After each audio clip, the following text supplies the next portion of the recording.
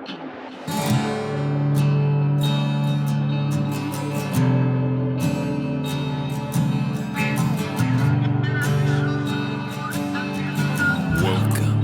to the Innerverse.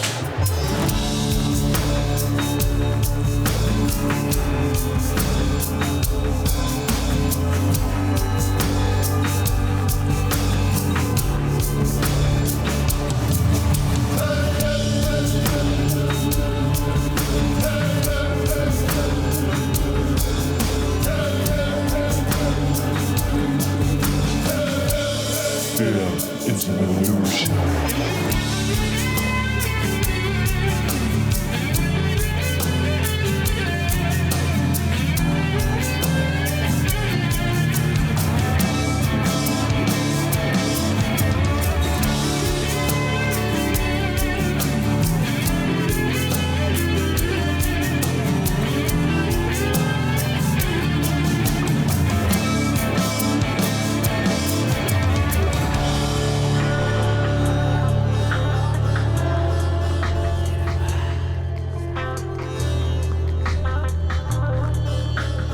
Innerverse Podcast. Welcome to the One Within All to the Innerverse Podcast. I'm your host, Chance Garton, and I trust that wherever you are, it's a beautiful day to praise and exalt the light of nature. In the history of this show, I've endeavored to bring the audience along with me on my journey for discovering universal truth. This type of truth with a capital T is not the wishy-washy my truth or your truth concepts that sometimes confuse feelings with facts, nor is it the parroted and variable religious dogma known as the science trademark, which, despite its often convincing verisimilitude, tends towards wayward and wobbly notions due to erroneous philosophical foundations. The most wonderful point about authentic and universal truth is in its self-evident and eternal existence in all things, at all times. Meaning that wherever you look, reality is looking back at you. And so by finding the patterns that formulate all of creation, you get to the greatest gems of all, what our wisest ancestors called gnosis. And this brings me to introduce our guest for this episode, a living man who is no stranger to the deeper side of learning and knowing, and a veritable modern alchemist, author, and herbalism teacher extraordinaire, Sajah Popham of the School of Evolutionary Herbalism. Today we'll be discussing his groundbreaking book, Evolutionary Herbalism, Science, Medicine, and Spirituality from the Heart of Nature, a work which quickly rose to the top tier of the most valuable in my collection because it speaks to the very essence of the universality of truth that I've been describing. What I love so much about this book is that rather than utilizing the ineffective educational factory model of memorization via categorization, Sajah's teaching demonstrates the fractality and singularity of all life, what he calls the energetic architecture model, balancing the science and spirituality of plants and providing the keys that bridge their virtues or bridge their invisible and visible worlds in order to bestow the student with intuitive abilities to recognize plant virtues, far beyond what memorization of traits and Latin names could ever achieve. And if that wasn't magical enough, Sajah's clinical approach to plant medicines is not your garden variety green allopathy that simply replaces chemical pharmaceuticals with active ingredient emphasis molecular herbalism. In his holistic philosophy, he treats the whole human, mind, body, and spirit as a singular expression of the fractal cosmos, with a mindset to treat symptoms as symbols, consider astrological and alchemical wisdom traditions, the plant-to-planet relationships, and more. You can find links to Sajah's book and online courses in the episode description, and remember that by picking up a copy of this modern-day herb Bible, you'll unlock a free 5-week course and more supplemental learning materials. If you couldn't tell, I'm more than stoked to get this episode popping, so please join me in projecting a warm psychic welcome to the Sage of the Secret Fire and Supreme Spagyrist Sajah Popham to the show. Welcome to Innerverse, man, and thanks for being here. Wow, thanks so much for having me. That was quite the introduction. I'm like, man, maybe I should have you write my bio for me. Get a lot of practice, got to gas them up at the beginning, get everybody hooked. This is going to be a fun one, though. Thanks for having me. I really appreciate it. Yeah, I think we're going to get into some awesome stuff. And I just wanted to give you the opportunity to introduce yourself and your work in any ways beyond, my description there. Yeah, well, I appreciate some of the things you were saying there, because, a lot of my journey into herbal medicine really began with a lot of what you were talking about at the beginning there, in terms of like looking for truth. For me, my kind of calling to plant medicine really stemmed from my own kind of earth-centered, nature-based spirituality and personal just seeking of knowledge, and, like you said, capital T, truth. What are the universal truths of this life and this earth, and all these incredible traditional systems of healing and spirituality from around the world. And that ultimately kind of led me to herbal medicine. And, for me, I always wanted to be a doctor, and kind of had a number of disillusioning experiences with modern medicine that kind of veered me in a different direction, brought me to the plants. And through my work with the plants, just myself personally received such healing, healing in my body, healing in my heart, healing in my mind, and a deeper connection with truth, with nature, with myself. And that is really the level of healing that I wanted to be able to provide to the people that I work with, not just putting Band-Aids on symptoms, but really digging in, getting deep, finding those things inside of ourselves that we need to heal so that we can be whole unto ourselves, that we can be physically vital and strong, that our hearts can be open and uplifted, our minds can be clear, and that we can have a deeper connection to a sense of who we are and what this life is about and what we're here to do. And through that, I think a deeper connection with our own soul. So yeah, it's just a little bit about that.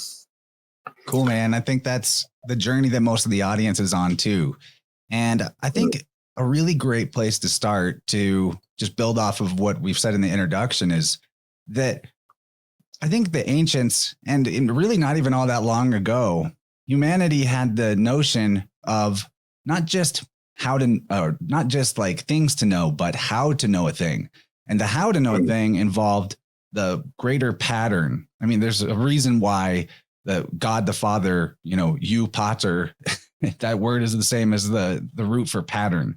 The God is in the pattern, right? Mm-hmm. So maybe we could talk about that aspect of your teaching, and particularly like the alchemist's secret fire, because I think this is where the real magic is for personal transformation and how you experience the world. Yeah. Well, I love that you use the word pattern, because that's probably one of my favorite words ever. It's funny, like, I remember back when I was in elementary school, and I remember in math, we were to be studying math, and I always was seeing these patterns like multiplication tables. I'd be like, oh, well, if you do this and you do that, it's a pattern. And if you just repeat it every time, it works. And so they ended up dubbing me the pattern king, because I'd always be raising my hand and be like, there's a pattern there. And I feel like that's really carried on into my work and my understanding of this life. And to me, everything in nature unfolds accordingly to patterns, the way the way the seasons turn, the way the weather is, to, looking at traditional systems of cosmology, creation stories, mythologies, to herbal medicine and herbal traditions, medical traditions from around the world. A lot of the things that we see is, while of course there are many differences amongst traditions of herbal medicine in terms of their materia medica and, maybe their focus and orientation to healing and, different therapeutic applications and treatments and things like that. When you really get down to it, though, like to the fundamentals, we find that there are universal patterns present in these medical traditions. Like, they all essentially have a recognition of the importance of the elements: earth, fire, water, air, ether. Of course, Chinese has a slightly different take on it with metal and wood, but there's a lot of similarities more than differences. We see that so many of these systems have some sort of triune pattern or threefold division, whether we're talking about tridosha and Ayurveda, Vata, Pitta, Kapha, whether we're talking about three treasures of Chinese medicine, the dantian in Chinese medicine, cardinal mutable fixed, the modes of astrology, to the three philosophical principles of alchemy, sulfur, mercury, and salt. There's this everywhere we look, it's like there's a holy trinity. And I started looking at these patterns and realizing at the root of it, while there's differences, there's a lot more similarity than there are differences. And that got me really interested in what are these patterns. And it kind of turned into a model that is kind of the root of my work, that I refer to as energetic architecture. That is, in the cosmology and the creation of life, it occurred accordingly to a particular pattern, from the singularity and nothingness, when I think of as the Prima Materia, the one thing that from which all things emerged, down to the duality pattern of yin and yang, and celestial night or celestial salt, Purusha, Prakruti, down into the elements, down into these three principles, that there's this kind of cosmological pattern of these archetypal forces of nature that are macrocosmic, but they're also microcosmic, that each individual expression of life contains this pattern of creation within it, and in varying kind of ratios and amounts. And that is what determines, something's unique disposition, its constitution, its temperament. In people, we see that in the shape of their body and their kind of mannerisms, their predispositions towards health and disease, strengths, weaknesses, all that kind of stuff. Even into plants, why plants target certain organ systems, why they grow in certain environments, why they have certain shapes and colors and morphological characteristics, to the way they taste and the way their energetics are in affecting the ecological state of the body.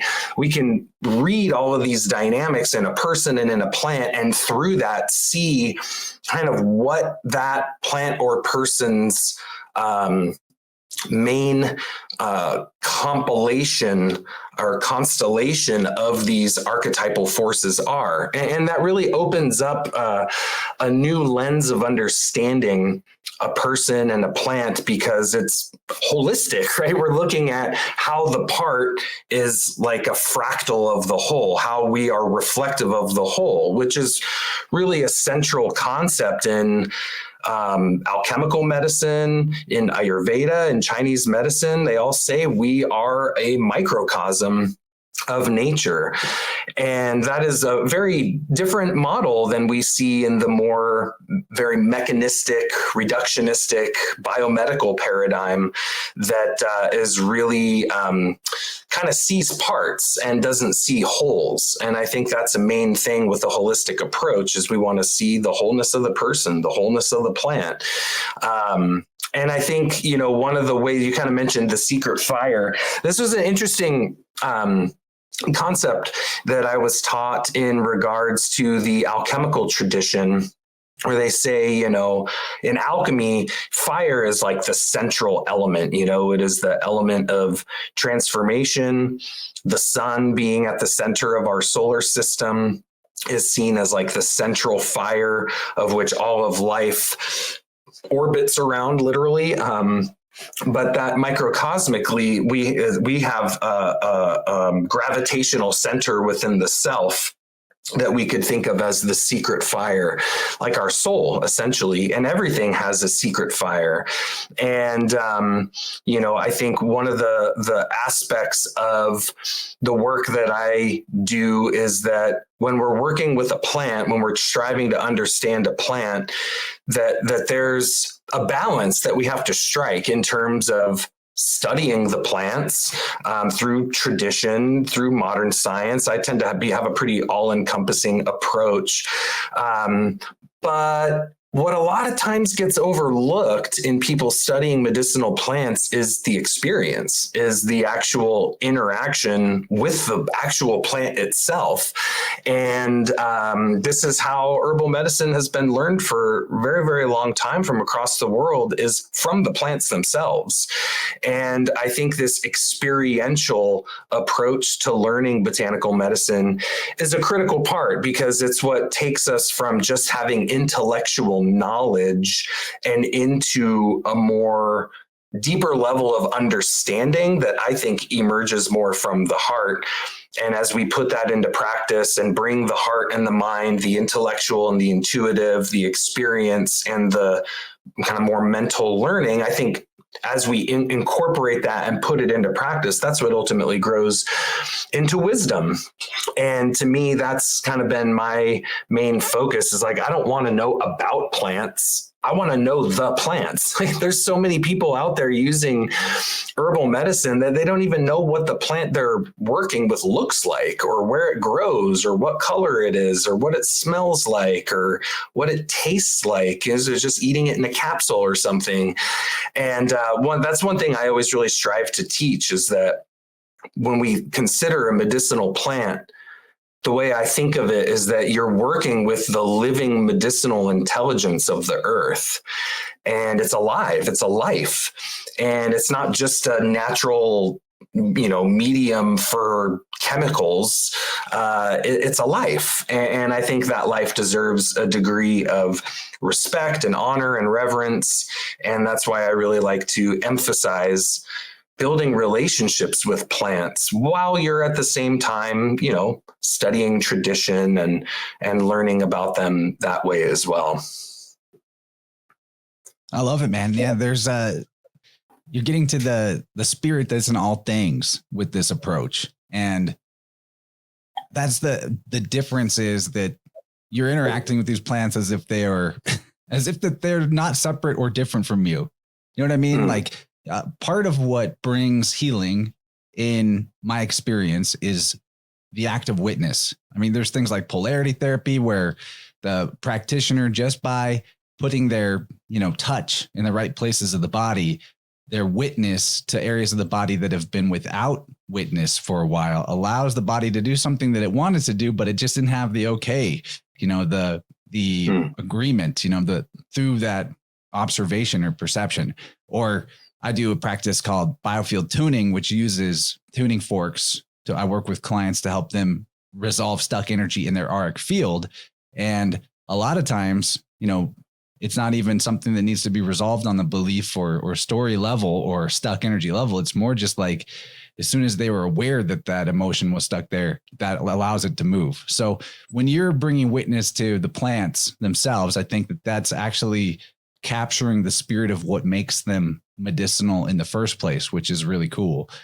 I wanted to talk about your School of Evolutionary Herbalism. It'd be really awesome if you could talk about the types of herbalism that you integrate in your school and how that has helped you develop the 5 pillars of the school.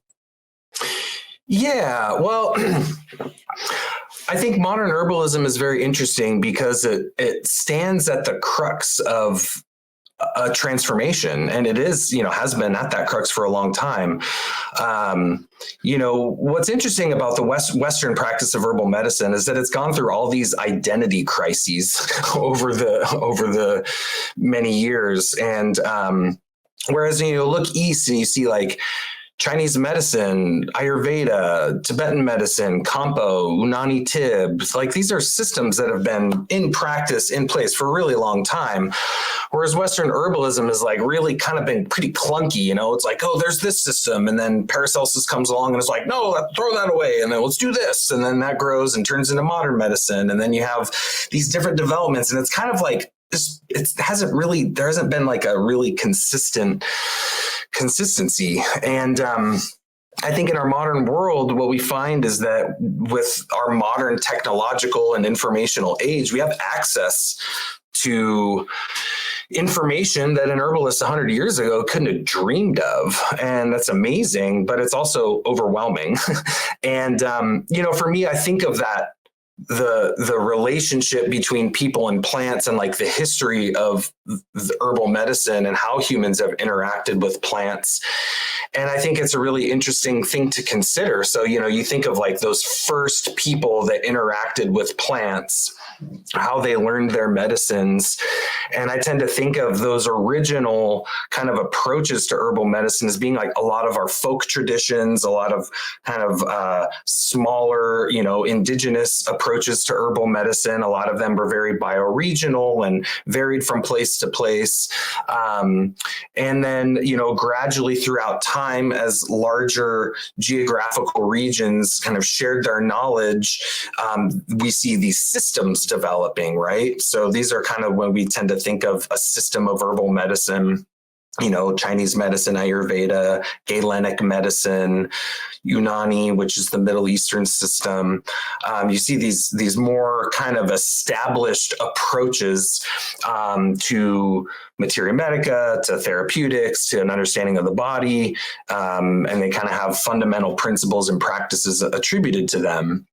And then, of course, throughout time, as those systems have grown and developed, and as science has become more dominant, and we see more of that biomedical approach to herbal medicine, where, we're understanding the chemistry of the plants and how the chemistry interacts with our chemistry, and, double-blind placebo-controlled studies and all the stuff that, science is great. I mean, it has a lot to offer. I don't think it's all there is, and I don't think we should abandon tradition for the sake of science.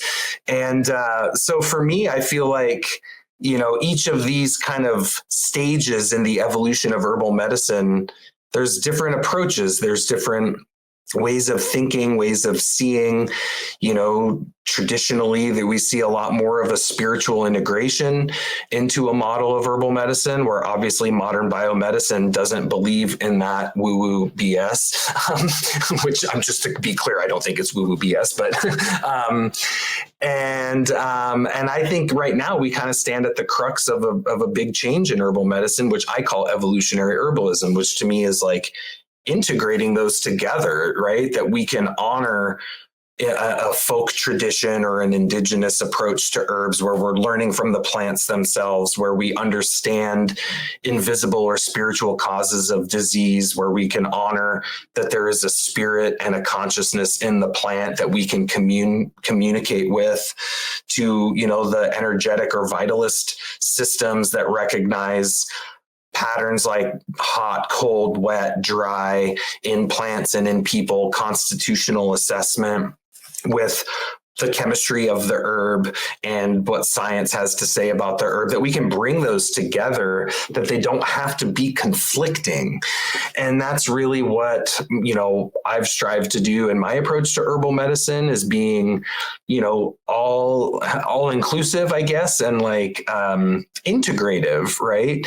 And not in a way to, it's not about like cultural appropriation but which, by the way, herbal medicine has been cultural appropriation for thousands of years. That's how everybody learns, because herbalists share with each other, right? Like if you're here and you travel there and someone teaches you something that's useful, you're going to put it to use, right? So I think that's how herbalists have learned for a really, really long time, is through sharing of knowledge. Because as an herbalist, you just want whatever works. Like you want to know what's going to help the people that you're trying to help. So to me, the evolutionary model is really this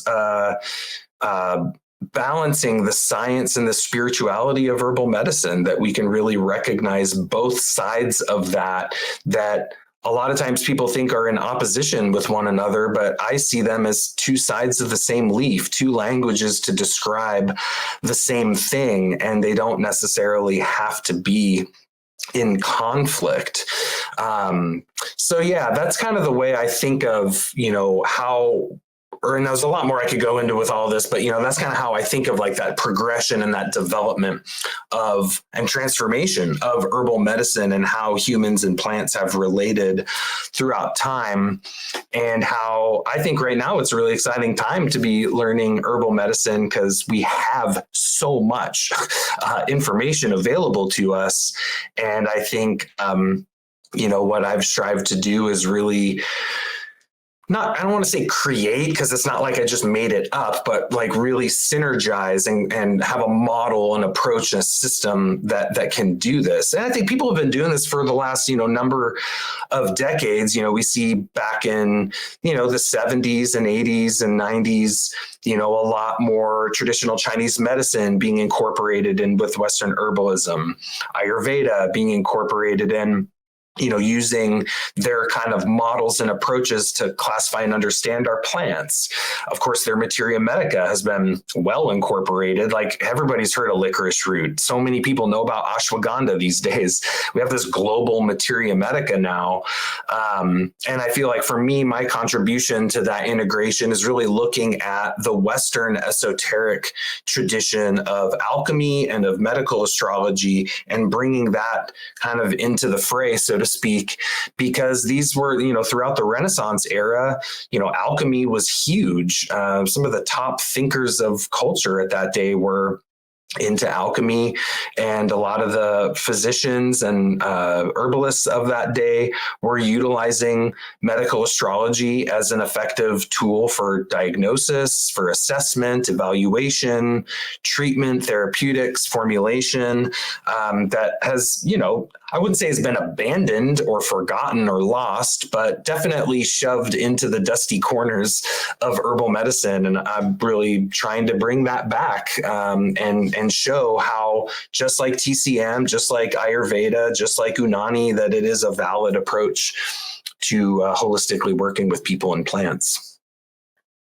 I love it, man. I don't think I've ever seen such a wide ranging synthesis. And I'm not a herbalist, but I'm doing my best to pick up all the knowledge I can about it, because someday I want to feel that confidence of being able to interact with whatever I just encounter out in the real world, outside, not in this like fake construct we call indoors. So there's a particular segment in your book where you talk about this nosis cardiaca. I don't know if that's exactly how you pronounce it, but there's a great paragraph here where you say, as we learn to understand the meanings embedded within the forms we perceive, by harmonizing our whole being with them, we establish a feeling connection that is the essence of gnosis cardiaca.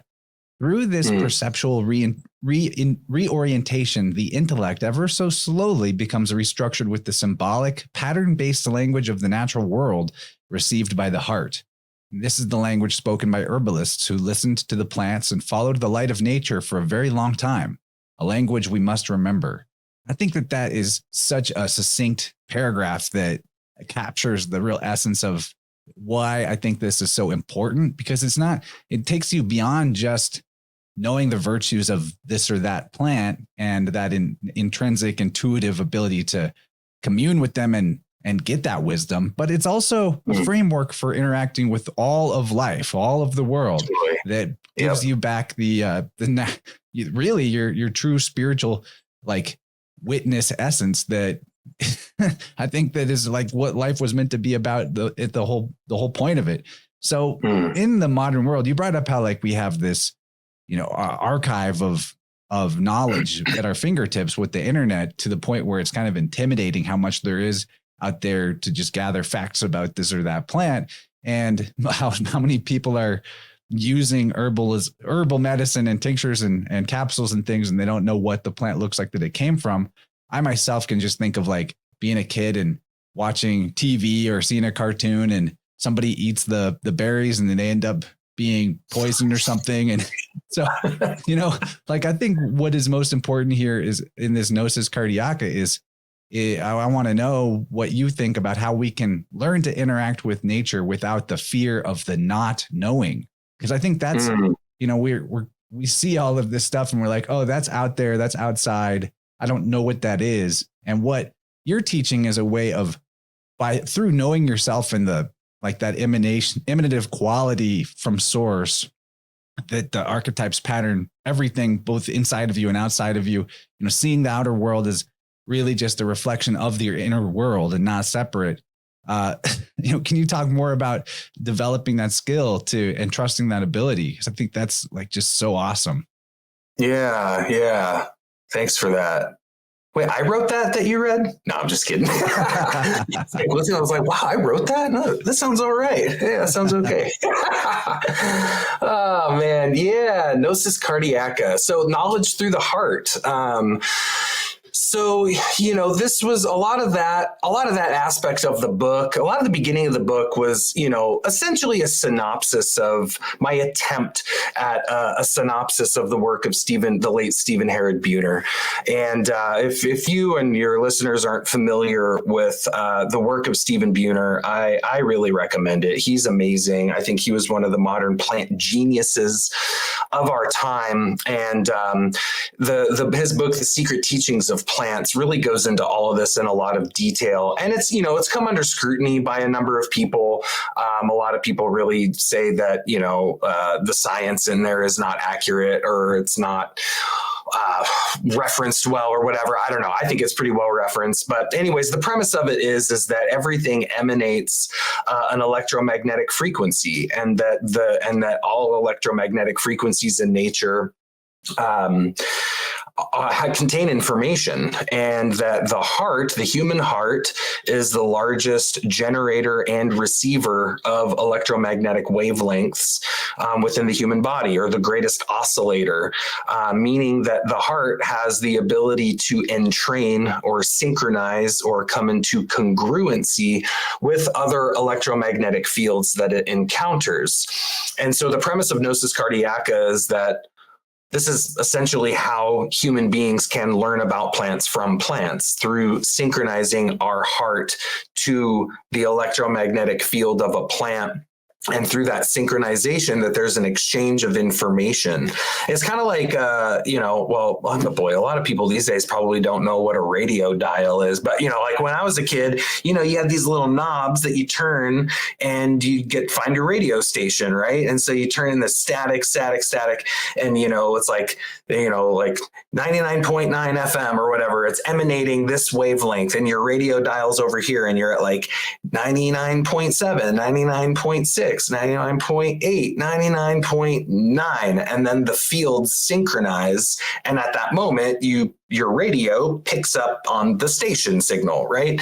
So it's kind of like our heart is kind of like that radio dial, and we fine tune it in order to synchronize it with another electromagnetic field. So, Buhner's proposition is that this is how traditional people learned their plants, through non-rational forms of communication, such as feelings, visions, dreams. How many cultures from around the world say they learned about plants from a dream or from a vision? And this is and I always say it's like an exercise in consciousness, right? Like most of us in this modern world are trained to think really, really well. Our whole educational structure is intellectually driven. We're not taught about feelings. We're not taught that and by feeling, I don't mean emotion. I mean the subtlety of and the spectrum of feeling, which is much more subtle and nuanced than the extremity of like emotion, like anger or sadness or things like that. So everything has like this feeling tone of a feeling tonal quality to it. And so the premise of Gnosis Cardiaca is that, we can learn about the plants from the plants. And I think this is a really valid experiential way to build relationships with herbs, but it can also be dangerous. It's really easy for people to mistake their own thoughts, their own ideas, their own whatever, their themselves from, quote, receiving something from the plant.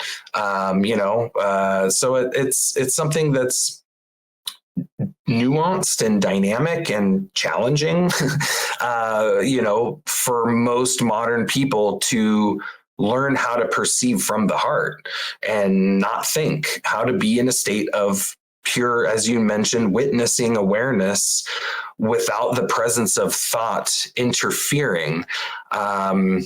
And it takes a lot of practice, and it's I think, and like you said, I think it's it's a way that it's not just something you do when you go out in nature or go sit with the plant. It's literally, it's a mode of being that is, I think, one of the reasons so many people these days are nervous, are anxious, are tense, are depressed, have a lot of like social anxiety, have all this stuff going on, is because we're all in our heads, man. It's just like we're surrounded by all this static, and we're inside, or we're in our car, we're in artificial environments. And it's like, you notice it whenever someone gets out of their car at a trailhead, to go in the woods. Like, what's the first thing you do? You go, right? You take that deep breath and that sigh, and that's like kind of your nervous system is like unwinding, it's resetting. And when we're in a natural environment, naturally our mind slows down. We become more aware of what's going on with our senses, our sense of vision and hearing, and we're aware of more subtleties. A lot of times when people are anxious and depressed, and, you go spend a weekend in the woods and they start to feel better. And I think it's just because being in a natural environment helps us get out of that overdrive mental state that so much of us are in these days, glued to our phones, rushing around, running around, stressed out all the time, trying to make ends meet. It's just, I think there's a lot of health problems we experience these days that are really byproducts of our culture. And I'm not trying to complain about it. It is what it is. But, I think spending time in natural environments is critical for our health, for our emotional health, our mental health, even our physical health. Yeah. This is such a cool topic, man. I've heard it said that we're only as sick as our secrets, and those things that we hide from ourselves are usually the cause of our illness. Back to the whole witness thing. And I think in a extended denial existence, that's where people develop stuff like full-on dementia, and they're losing track of reality altogether. But what I've seen is that the most the unhealthy people that I've been around tend to be the most distracted or distractible, kind of glued to that phone or whatever you want to call it. And I think that there are probably lots of ways to practice this energetic feeling into things, to know things. I really like the plant to heart connection as you're describing it. To go back to the biofield tuning stuff that I do as an example of how this has been my mode for unlocking some of this ability. And I'm kind of curious if I can translate it to plants. Is my most recent client, the very first tuning fork that I hit, and I'm in my living room, they're in another state somewhere, we're on a call. I hit a tuning fork and I immediately was aware that this person had been in a serious head trauma car accident at the age of 20 or 21. So that was an example of what we're talking about, heart interaction with the field. And then you just know a thing. And that did take practice for me to even, to get the signal, to feel comfortable enough to blurt it out, because what if I'm wrong and all that. But luckily it's a modality where there's maybe not as much risk as if possibly you're going to try nibbling on a leaf that may or may not be great for you, depending on what it is. But I think that there are ways to practice that. And I like I think that we sync the radio dial to the radio station metaphorically with intention, asking permission, and then paying attention. And at least with humans, especially permission. But I think that would apply to plants. Is there more you could say about that in the communication with the plants, or maybe other things that can be done to practice the heart-based knowing in a less high stakes way than eating something that you found on the trail? Yeah. Well, I always talk about there's different kind of gateways into the heart, ways that we can slow our minds down to enter more of a state of awareness centered around the heart rather than the mind. So the first is simply breathing and paying attention. And this is really like just stuff from like anyone that's ever meditated, it's just kind of the same thing, right? It's like physical relaxation, paying attention to your breathing, slowing down your breathing. One of the big ones for heart perception is changing kind of your sensory perception. So it's called like soft focused gaze. So rather than like pinpointed, like I'm looking right here, you kind of soften your gaze, and now you're actually more aware of things going on in your peripheral vision. I used to really be into like nature awareness and tracking skills and stuff like that. And one of the big guys that has talked about this kind of stuff for a really long time, Tom Brown Jr., he calls it splatter vision, which is kind of a funny name for it, but it's the same thing, right? You're more aware, soft focus gaze. And so that's another way that you get really. Just being aware of your surroundings. Yes, awareness of your surroundings is key. And if you think about it, like traditional people living out in the woods or in the Amazon or it's like, that's survival, right? That's like, you have to be aware, like, you don't want to step on a rattlesnake, or you don't want to, whatever. You just got to be aware of your surroundings. But I think it also applies to this too. So yeah, those are some of the things that I like to do that are just ways of practicing being more aware of your heart, and just being paying attention to the subtle impressions of feeling that you get throughout the day is really good. As far as like what you're talking about with like permission and things like that with plants, absolutely. Like I think of plants like people, and it's like, you don't meet someone for the first time and be like, tell me your deepest secret, or like reveal your depth and soul to me now. And I think sometimes people do that with plants, where they're like, oh, look, it's this medicinal plant, I want to learn about it. And they sit with it, and then they're like, just, expecting this like widescreen surround sound vision of the essence of that herb. And it's like, hey, you just met it, like, give it some time. Like, so for me, it's like, there's always a process of, like, for me, like introducing myself to the plant, telling the plant who I am and why I'm there, making offerings to the plant. We see cross-culturally worldwide, people make offerings to plants, people make offerings to nature, people make offerings to the elements. I have a feeling this is why we see such huge imbalances in nature, is that like no one's making offerings anymore. So for me, that's a big part of working with the plants, is like introducing oneself, talking to it, thinking of it like a person, spending time with it. It's a relationship, right? And relationships take effort and energy and work and time, and commitment. And so, yeah, I feel like those are some of the things that come to mind. Yeah, with that question. I really like the notion that the imbalance could be because no one's making offerings. I could ponder on that for a while. It's like, of course, balance requires give and take. And if most humans are just on the take mode, then it seems like the world is going to be affected by that, because everything is everything. But absolutely, while we're in this segment, one thing that I love a lot about your book is how your holistic evaluation system works. If you were helping someone with a health challenge, there's a few things I would want to ask about that, but I guess let's talk about a holistic evaluation system, and then I'll ask my following questions about it. Yeah. Okay. Let's go. Let's just start with that. So just kind of outlining the process of holistic evaluation. Yeah. Like what things you're taking into account besides just, I've got a runny nose, or, maybe the way that you would go present to a doctor. Yeah.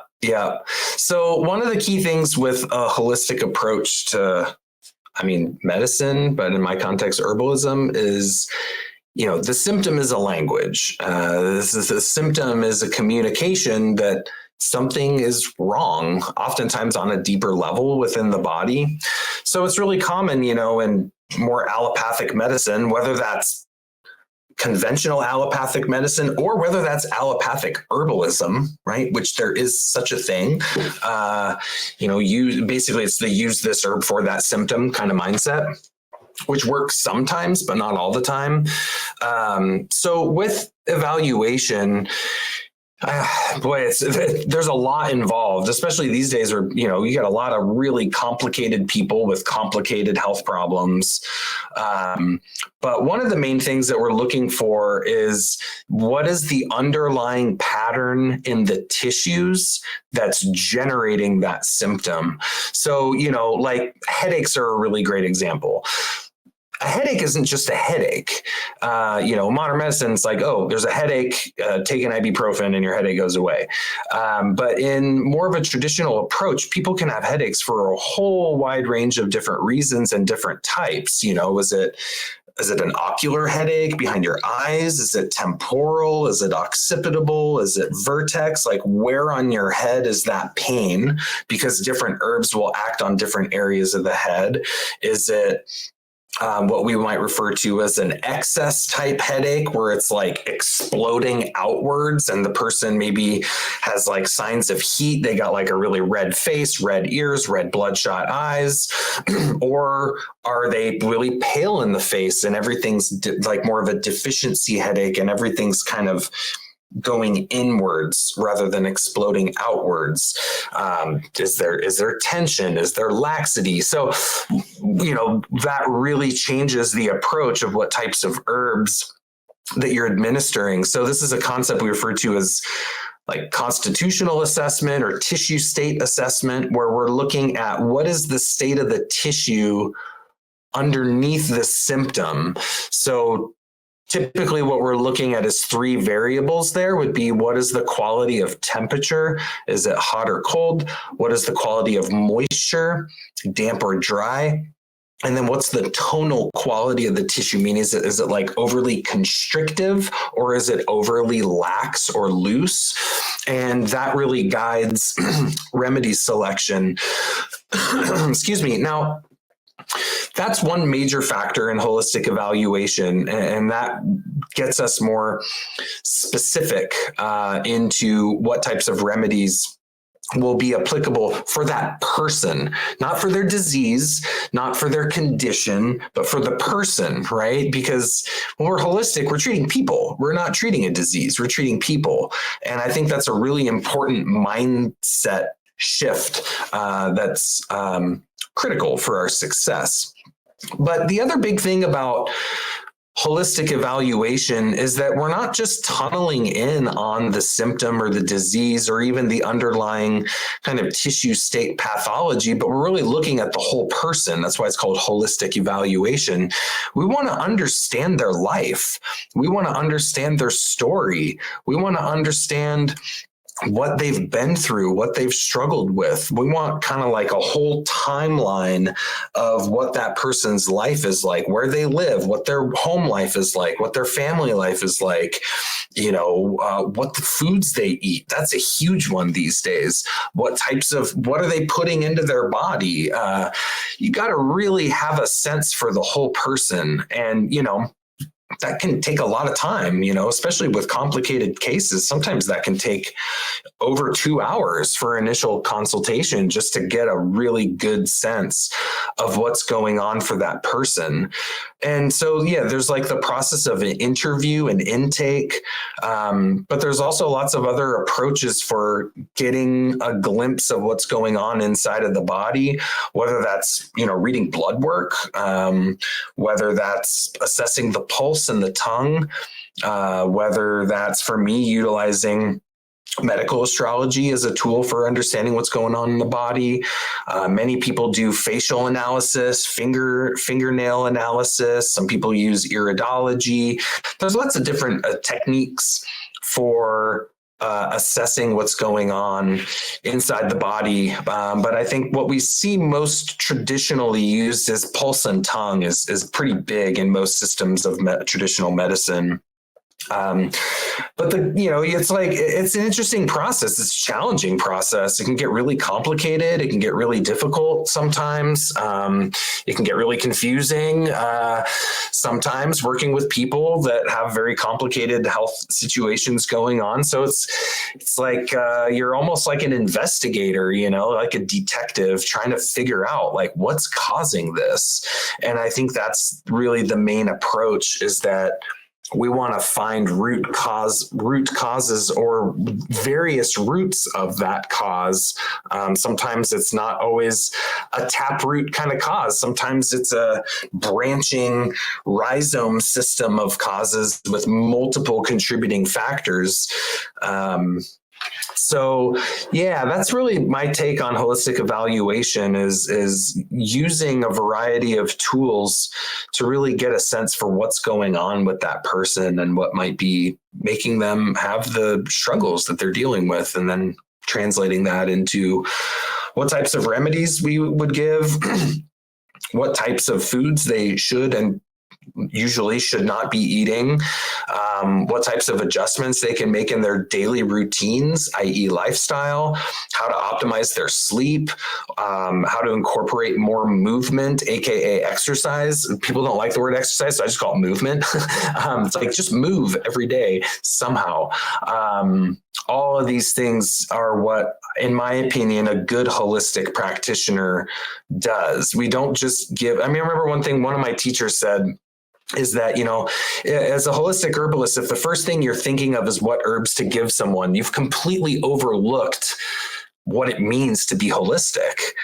And what he means is you got to look at the fundamentals, like fundamental determinants of health, food, diet, exercise, lifestyle, sleep, all this stuff, are social health, all that stuff plays a really big role.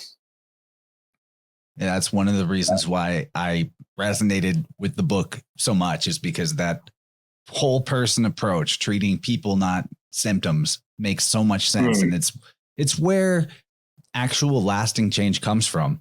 And like, for example, a lot of times people have conditioning psychologically from so early in life that it's beyond even their memory capacity in a way. An example would be maybe somebody, and these are things that I've seen personally in my practice, that maybe somebody's born with from a mother who was in her mid 40s when she carried. And so that mother received messaging the entire pregnancy that like expectation to fail, or for something to be wrong. And then that individual grows up and then lives an entire life with a lot of problems that stem from always feeling like everyone expects them to fail, and then acting accordingly, shooting themselves in the foot, stuff like that. And or somebody whose mother had a lot of miscarriages before they successfully carried them. That story, they might read about how, the mother's depleted of Jing energy every time they miscarry, and so they expect themselves to be weaker or sickly because of that. And really, the redefining of one's own story, like, you get to decide the meaning in your life, at least on a story level and on an identity level. And you can help people shift that story to be, instead of I'm a weakling because I came from a low Jing mother, I'm the strong one because I'm the one who made it. Things like that can actually bring about big shifts in the person just intrinsically. So where I'm going with this is, I wonder, in that very detailed and sometimes lengthy holistic evaluation process, have you ever seen anybody just kind of get better from the very evaluation itself, helping them kind of see how they're wired and decide to make a different choice about who they are because of that?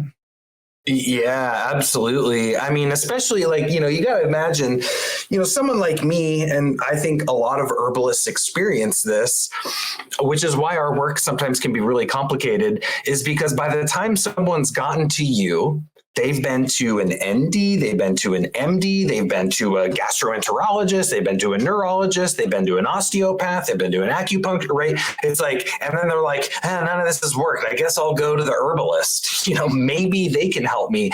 So a lot of times, by the time they get to you, disillusioned. They feel like there might not be any hope for them. They feel frustrated and lost. And sometimes just in the process of doing an intake that in depth, people just find a sense of relief because they're like, wow, like no one has ever even spent this much time with me. And I think for me, like, I genuinely care about people and I want them to feel well. I want them to get well. And I'm really conscious about making sure that the people I'm working with know that and can feel that, right?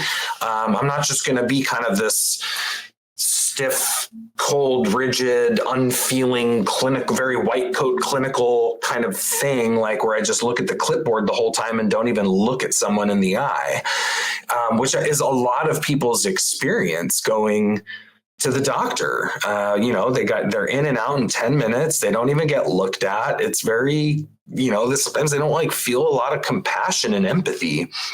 And so that in and of itself can sometimes be, like, obviously not like it's going to heal the root cause of their health problems. But I think if anything, it can instill a degree of hope and faith and trust in the practitioner, in themselves, in the premise that they can get better.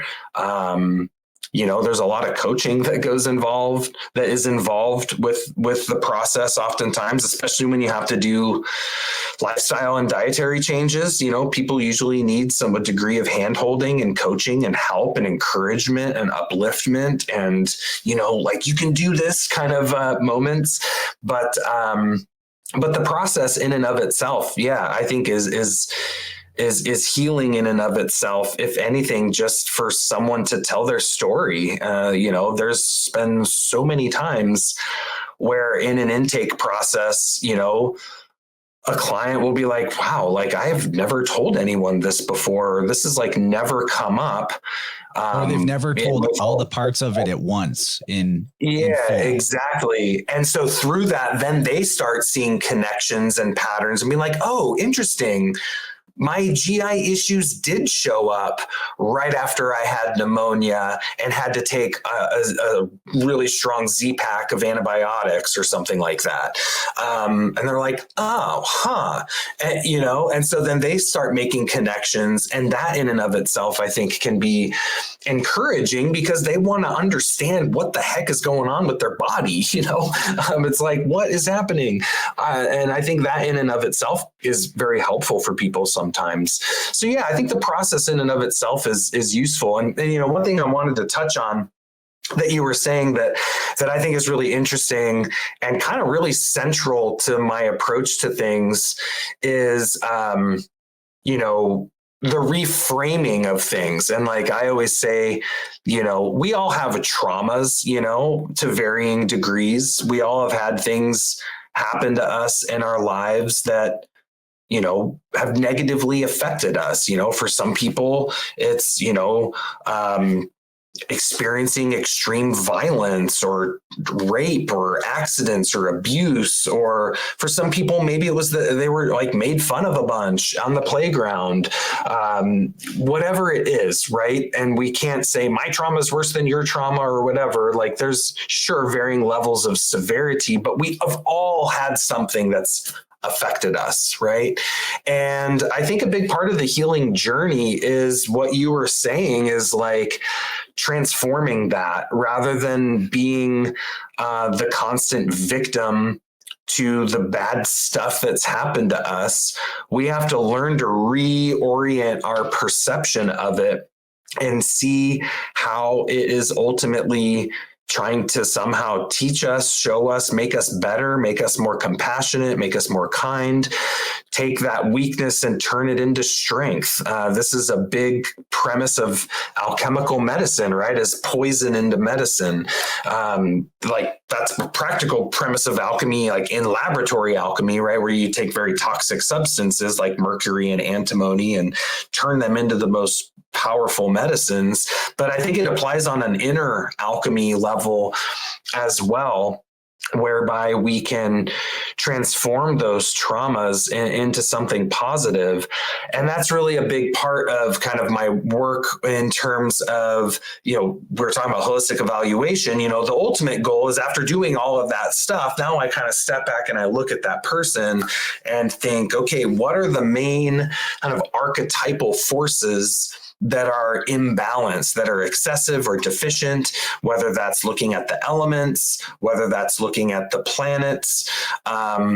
What's kind of the main thematic archetype that is affecting this person, and how can we transform that? How can we turn that from its, quote, dark side into its light side? How can we bring out more of the virtues of that force through transforming it? And that's a big premise of the alchemical approach to medicine. So, man, that is great that you finished with that, because it pretty much perfectly sets up what I want to talk about in the second part, which we're about to transition to. But before we do, you want to let everybody know where they can connect with your work and what kind of things you've got on offer for the curious seeker. I know my audience is just going to love this conversation, man. We speak the same language, and your passion for it is real. I totally feel that. I actually want to help. I actually want to help. I want you to feel like I care. Sometimes being the facilitator for people to heal themselves is almost just as simple as being really persuasive. But can you give people the rounds on where they can go for more of this awesome stuff?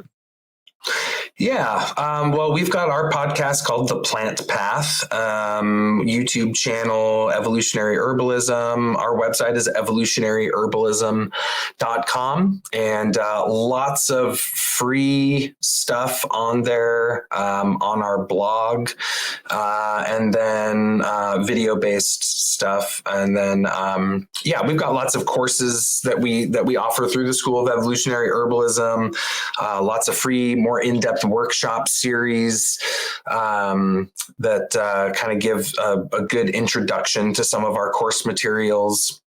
And you just go over there and check out all the goodies that we've got there. We really believe in herbal education being made available to anyone and everyone. So that's why we have a lot for free. But obviously for people that want to go deeper and kind of level up their skills, we also have, our paid courses. But we do really believe in offering herbal education to anyone that is interested and wants to learn more about it. So that's where you can find us. We also have a product line of alchemically prepared extracts, which is Natura Sophia spagyrics.com, and that's a mouthful, so I'm sure we can maybe have a URL somewhere for that one. Right on. Yep, that'll be in the show description. Thanks, Sajah. This is great. Can't wait for part 2, man. Thanks so much for having me. I really appreciate it.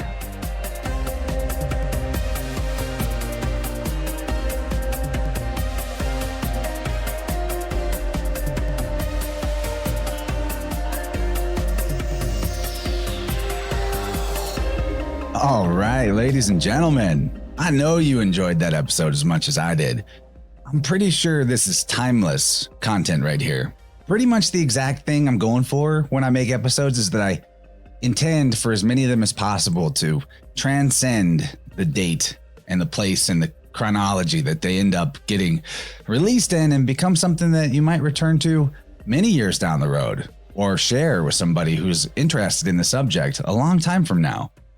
I really appreciate Sajah's energy, his professionalism. That's also very, very impressive. We got into this universal truth thing through the lens of herbalism in a way like I don't know that we've ever quite so perfectly encapsulated before. The universal truth idea is what I'm all about trying to find. And typically the tools that I use in that search are philology, the structure and development of languages, relationship between words, etymology, similar thing, being able to pick apart what a word might mean based on its roots or what kind of information that the word conceals. And astrology, of course, is huge, and that comes up in this conversation, and symbolism and wordplay. But what's cool is that nature is full of symbolism. Symbolism isn't just something that we decided on. I mean, yeah, we can use symbolism in a creative way where we come up with an association ourselves as humans. But then there's this also like innate thing to the universe where there's meaning that's already there. So we have this cool interplay in life between deciding what things mean for ourselves, but also recognizing what things mean like by their natural expression. So I'm really, really excited to be able to get further along in my own understanding of alchemy and of how nature speaks to us through this language of signatures. Really fun stuff. And if you guys didn't catch the second hour of this episode, I do recommend. This is definitely one that is worth the $5 on Patreon, or joining my Rockfin or my YouTube membership program, because it's like I often say that like we go straight to the deep end, and we did in this conversation, but then in the plus extension, we went into the deep end. So get into the description for the episode if you want to find a link to ways that you can subscribe to Innerverse Plus and get the full second hour, where we talked about the patterns taught by the alchemical and astrological paradigms. I mean, that's really what part 2 is about, the deep alchemy. We discussed the connecting of metaphysical concepts to the physical, being able to see why metaphysical ideas exist, and getting beyond what a lot of quote metaphysics, especially in the new age, entails, which is like completely unprovable, just total BS as in belief systems about things that have no evidence or provability.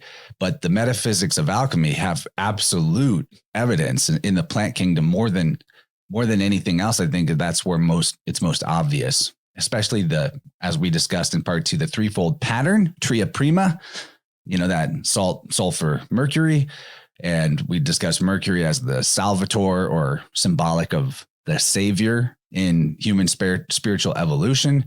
We talked about the creation of the pure plant stone and the mysterious power of that. Maybe we're on to the philosopher's stone there.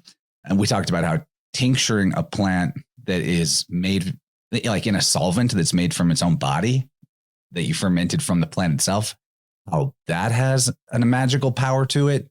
And we discussed how you can use that salt, sulfur, mercury trinity of lenses to apply planetary signatures of plants, and be able to comprehend what planet does this represent. Very cool.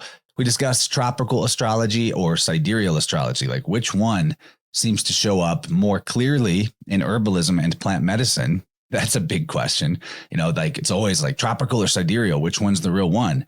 But if there are signatures, planetary and zodiacal signatures in nature, then maybe we can answer that question of if tropical or sidereal is more accurate by looking at nature through the lens of plants. I like that. I think that was one of the most fire parts of this conversation. And then really interesting, we got into a final tangent about Sajah's ideas of how to develop a personal relationship with the luminaries or the planets, to be able to have firsthand knowledge of what their qualities are. And so I don't want to tease that too much, but he gave some cool tips about how he did it, which I loved. So if you guys are new to the channel, maybe you're coming over here from the School of Evolutionary Herbalism and you like this type of content, you can just Google it or search on YouTube. My other show, Vibrant, which is on the same channel, the Innerverse Podcast channel, we have an entire series called Astro Herbalism, where we go through each of the 12 signs and then a couple of bonus ones like Ophiuchus to talk about how specific plants live up to the signatures of the different zodiac signs. And I'm loving that series. I kind of miss it. We already more or less completed it. We might find more ways to bring it back. I'd love to see Sajah join me and the rest of the panel that I worked with for that series. Kyle from Tippecanoe Herbs, Michelle Lundquist from Michelle's Healing Home, of course, Slick Dissident, and Mario from Symbolic Studies. It was basically the perfect combination of people to have that series. And that's also timeless wisdom, because not only do you learn about the signatures of the zodiac signs as they apply to the plant kingdom, but also you're going to learn a lot about specific herbs. And that could be like a a college level course, better than college, honestly, in herbalism. Just go back to it and like maybe revisit the episode for the season that you're in, or the ones that call to you based on your own chart. Really, really good stuff. So there's a playlist on my YouTube channel of Astro Herbalism. I'll link that in the description of this episode too, so it's easy to find. But that's some of the best stuff we've ever done here. I really enjoyed this. I think Sajah is a total champion, absolute legend. I wanted to throw at him like some green language about his name. Sajah, of course, is like sage, right? But Popham, Popham. Well, Pop could be like father, right? You call your dad Pop, Papa. That's one. And then Ham is darkness. So it could be the sage father of darkness. But I think it's actually more like the word pop in etymology comes from the idea of like pop, like you strike something, you hit it. So maybe he's the sage that is striking at darkness. I like that a lot. And I hope to work with him again someday. I think that we will. We both had a good time. We definitely vibe and resonate together. We're speaking each other's language. So I like when we're able to make a podcast with somebody that's done lots of interviews on, more than they can count on their subject matter, but we bring the fun and we make it interesting to the person. So it's not just rehashing the basics, ground level stuff, but we strike right to the root of what it's all about, the universal truth. So thanks for being on the ride with me, and hope you guys are doing well out there, riding out the eclipse. This episode is going to release on the day of the eclipse. Extra powerful. And don't forget, there's a lot of ways to support Innerverse and really, really support me. I'm the guy. I'm Innerverse. Particularly, I think with this episode, you'd have a lot of impetus to go check out Tippecanoe Herbs, linked in the show description of every episode, where Kyle and his family are making some of the best plant medicines around. I use them literally every day. The Innerverse coupon code, just one word, is going to get you 10% off and then kick back some support to me, which is an awesome synergistic relationship we have. There's many other ways to support the show with affiliates and stuff that you'll see in the description. And the best thing you can do is to support yourself, get a biofield tuning with yours truly, help me comb out some of the psychological contradictions in your auric field. That's why it says Aura Technician down here at the bottom. I'm about that. And we're just having amazing results, even potentially above and beyond what some other tuning results seem to be able to accomplish. I had a recent client who had tried tuning with somebody else a bunch of times and didn't get anywhere. And then in one session, we got somewhere. We made a lot of progress. That was super fun. So much love to you guys out there. Thanks for tuning in. Really excited about things that are coming up on the show schedule. And I hope you stay along for the ride with me if you're new to the channel, or if you've been here a while. Thanks for supporting, watching, even if it's just the free stuff. I love that you're loving yourself by getting into the most interesting and useful information that is available on the realm. So catch you guys on the next one later.